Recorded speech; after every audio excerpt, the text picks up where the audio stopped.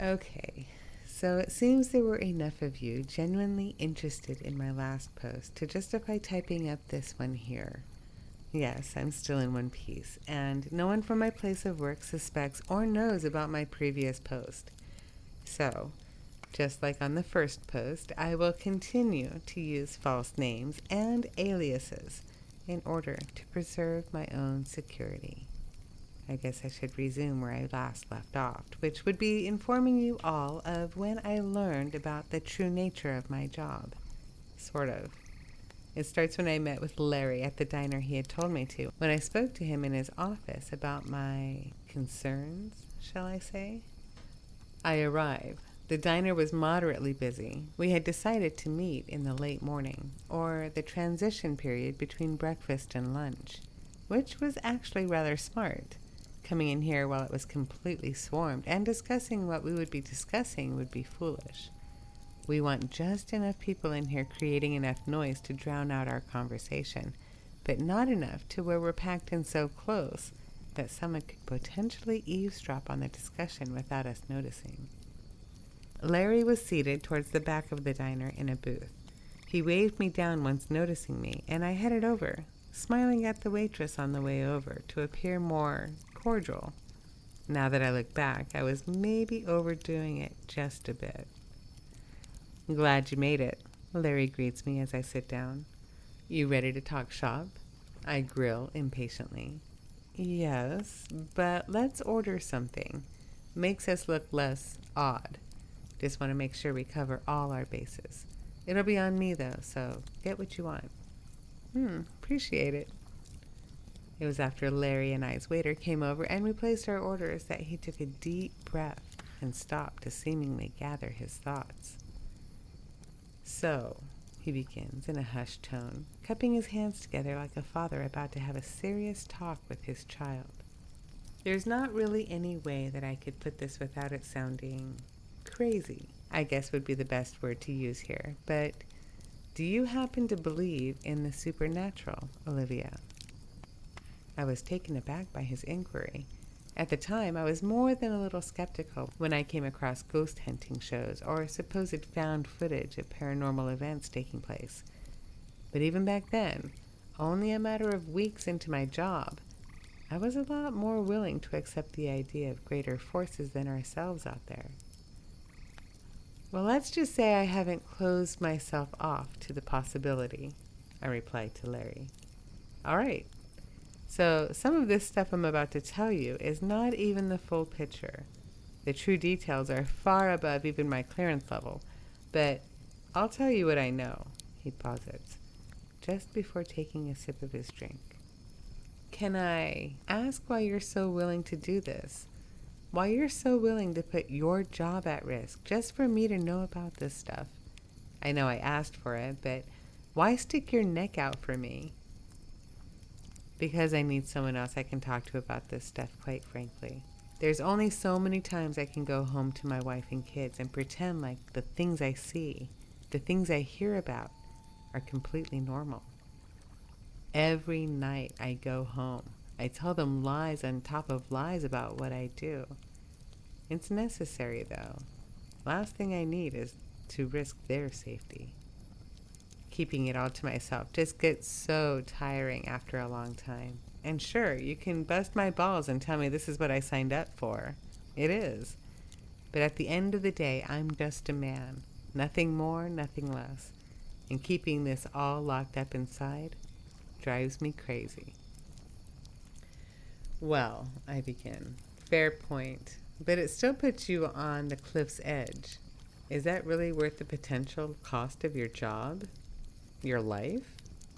Larry pauses, sighing softly before replying. I've learned now it's worth the risk. Larry stops, to which I interject with a question. So what you're trying to tell me is we basically watch over a haunted building. No. Haunted implies that there's something hostile in it, not that the very structure itself is hostile. I blanked, comprehending what he was implying with that last sentence, but still having a hard time accepting the idea of it. How can a building be hostile?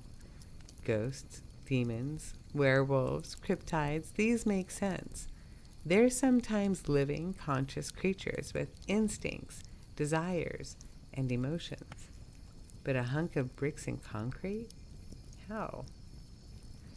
The structure itself, I comment. Have you ever heard of the hungry house hypothesis? No. Well, most haven't. And that's because you're not supposed to. Even I technically shouldn't. Then how do you? I did a bit of snooping. Stuck my nose in a few places it shouldn't have been. Almost got me in some hot water a couple of times, but I wiggled my way out of it. Point is, the hungry house hypothesis lays out a simple but pretty wild idea. And that idea is that buildings, especially homes and other structures meant to have people in them for extended periods of time, develop a bit of sentience, intelligence, whatever you want to call it, from those that inhabit them. Our human consciousness sort of rubs off on them in a certain way. Think of it like being on a boat in the middle of a lake. No matter how hard you try, you're going to leave with that at least a little bit of extra moisture. Ugh, I begin before Larry cuts me off. I know, not the best analogy, but you get my point. Over time, buildings, especially houses, start to almost reciprocate feelings of attachment towards those who dwell inside them. But like with a lot of stuff in life, people move on. They go to different places and leave things behind, including their living spaces. Abandonment would be one way to put it. And how do people usually feel when they're abandoned? They're hurt, betrayed, and resentful sometimes. Buildings are built for one reason, and one reason only: people. So when they're stripped of that purpose, they become spiteful, like a person would. I know it sounds like I'm spewing nonsense, but this is the best way I could think to say it. Your house, your place of work, they don't just shelter living things, they nurture them. Think less of a house and more of a womb. The creaks in the floorboards you hear at night, the rattling of the pipes, it's the structure talking, communicating in its own weird way. You ever look around the house for something you lost and you could have sworn you had it in a specific spot, but it's gone? That's one way it likes to communicate. It wants you to search around, check out every crack and crevice, and explore its inner workings. It's like a bonding experience to it. It's when the people that it holds lock up and leave for the night does the structure get a bit restless. That's why we have you on at nights, watching and monitoring things. But as for the figure in the window that night you left, I'll make sure to look into it. I couldn't help but feel both unnerved and unsure. What he was saying, shockingly, made sense after a bit of extra context. And I couldn't think of any other logical explanation for what I was seeing. It sounded insane on the surface, but after everything I had seen, I wasn't willing to just write it off on the spot. So to sum it up, buildings are sentient? I probed. I'm going to assume you have some questions. Definitely. I just need some time to think and wrap my head around it. I believe you, but believing isn't the same as accepting. Minutes passed before our waiter returned to our table with our dishes that we had ordered. We ate in silence for the rest of the time that we were there. It surely wouldn't end up being the last time we spoke about the subject. When my next shift came around, I was pretty much operating on an entirely different mindset, thinking of the work as more of a service rather than a duty, if that even makes sense. Now that I had a better understanding of exactly why I was doing what I was doing, it brought me an odd sense of comfort, one that would soon be snatched right from me. There I was, just a couple of nights later, sitting in my chair at the barricaded office and staring at the monitors, waiting for something to appear. I clutched my energy drink in hand, sipping it as I continued to observe. And for a while, nothing had changed. It was a relatively uneventful night. all until I caught a glimpse of an abnormality on camera 1, aka the lobby of the building. There was a piece of framed artwork that was on the right wall, perpendicular to the front door. Artwork that was a photorealistic portrait of Abraham Lincoln, looking directly at the hypothetical viewer. It was a standard picture, just good old Abe staring right at you with a blank expression. However, what I quickly noticed made me a little uneasy. I zoomed in just to confirm what I was seeing. Abe's eyes were completely blacked out, the iris, pupil, and all, as if someone had carefully colored them in with a Sharpie. It was an abnormality I hadn't come across at that point in time, so I documented exactly what I saw, a sinking feeling creeping its way into my stomach as my pen glided along the paper. It just sat there, staring out into the lobby with those two empty voids for eyes. No other time in this job had I felt like I was being watched more intensely than in those moments. It wasn't quite terrifying, I'd say, just more on the cusp of disturbing. I'm sure you're all familiar with the phenomenon of feeling that you're endangered, despite there being no immediate threat to actually harm you. It was kind of like that, except that after everything Larry had told me, that feeling of being watched made more sense.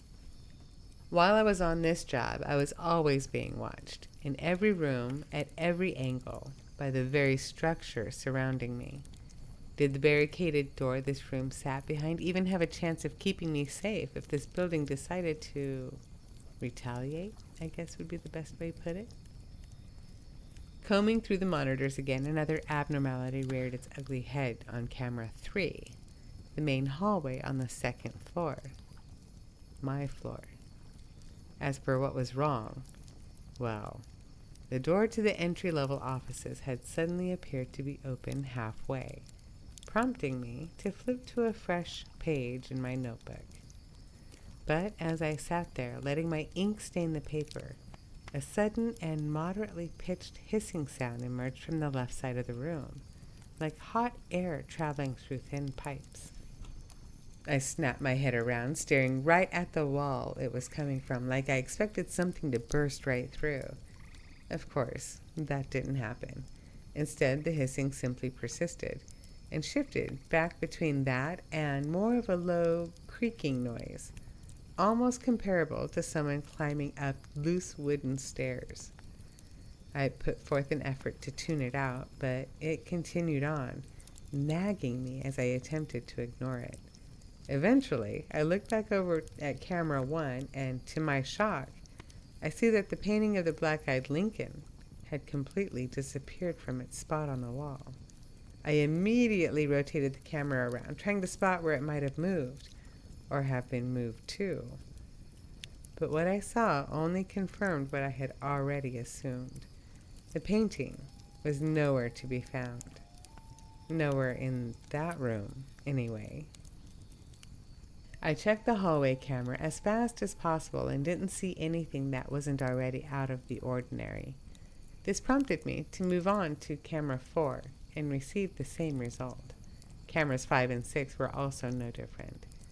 But I froze in my seat once a familiar sound suddenly surged its way into the room, one that drowned out the hissing from the wall. It was a continuous, repetitive, high-pitched beeping. I peer over at camera 7's monitor, and in the upper right-hand corner, I see 2 words in big, white, bold letters. Motion detected.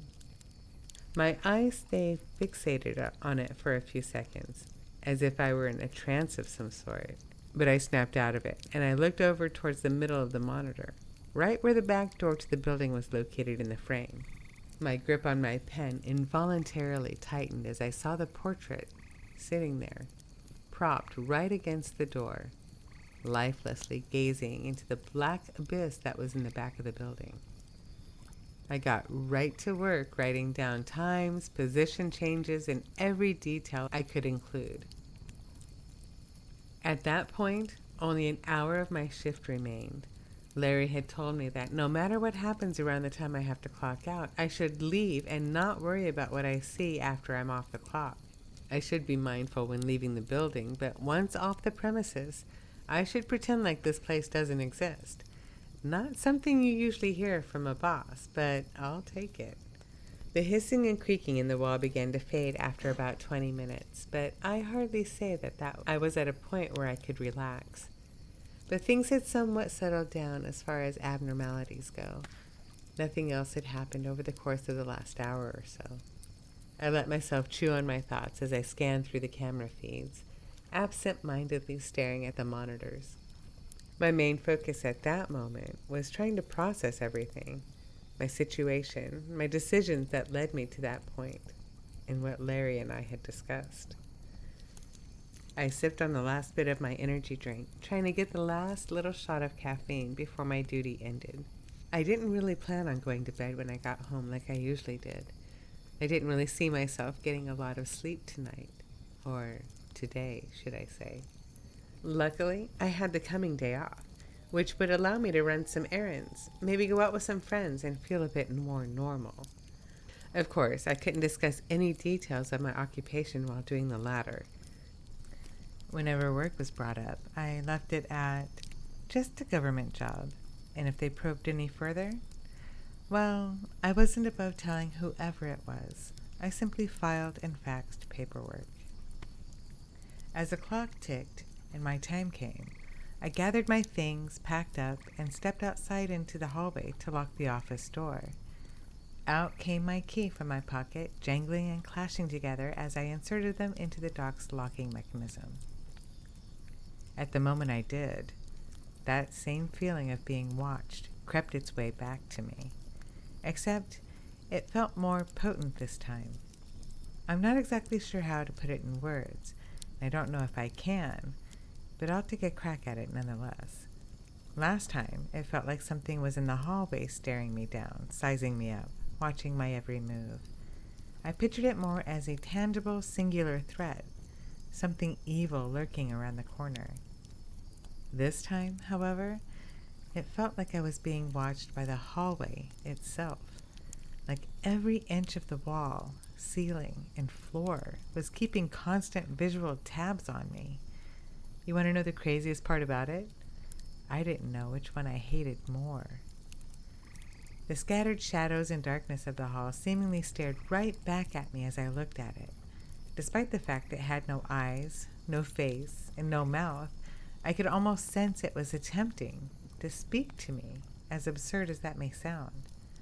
What was only a matter of several seconds passing by felt like minutes as I stared down the corridor. Eventually, I ended up shaking my head to snap myself out of it, like someone who had just spaced out at work. I finished locking up with haste in my step before once again making the decision to take the stairs instead of the elevator, one that I would keep making for the foreseeable future after that first time. I got to my car, and this time taking care not to look at the building. I figured I'd be better off not accidentally seeing something that I wasn't prepared for. Plus, my shift was over, so horrors beyond human comprehension were no longer my problem. I made it home, which I now felt just a bit differently about after my recent revelation. But I took good care of my house and appreciated its existence. So I was fine, right? Probably not something I should linger on for too long, just for the sake of my own sanity. I'm going to end things here. I'm not sure when I'll be able to update again, but it'll come at some point. It's been Olivia, signing off.